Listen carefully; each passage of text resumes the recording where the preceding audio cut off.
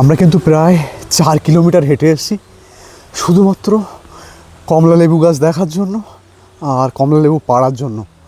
তো ফাইনালি আমরা ডেস্টিনেশনে পৌঁছে গেছি। এবার তোমাদের দেখাই দার্জিলিংয়ের সেই কমলা লেবু যেটা আমরা ছোটোবেলা বইতে পড়তাম।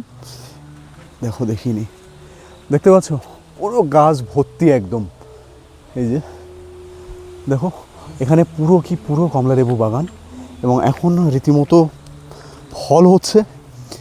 আর দার্জিলিংয়ে আসা হয় কিন্তু কমলা লেবু গাছ সেইভাবে চোখের সামনে পড়ে না, বা আমরা যে ভিউ পয়েন্টগুলো তো আসি সাধারণত সেখানে খুব একটা দেখা যায় না। তো আমস আমাদের নিয়ে এসে এখন কমলা লেবুর গাছ দেখার জন্য। মানে সেই সকালবেলা আমরা বেরিয়েছি, হাঁটতে হাঁটতে হাঁটতে হাঁটতে অনেকটা উপরে চলে এসেছি। আসার পরে ফাইনালি আমরা গাছটা দেখতে পেলাম। দেখো, এগুলোই কিন্তু সেই কমলা লেবু যেগুলো আমরা সাধারণত দেখি দার্জিলিংয়ের সেই কমলা লেবু। মানে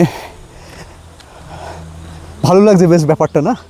সকাল সকাল এরকম একটা ভিউ, সঙ্গে এই কমলা লেবুগুলো, আর সঙ্গে নিচে ডগি দেখতে পাচ্ছ তো, ও কিন্তু আমাদের দিকে দেখছে এখন যে আমরা ঠিক কী করছি এখানে।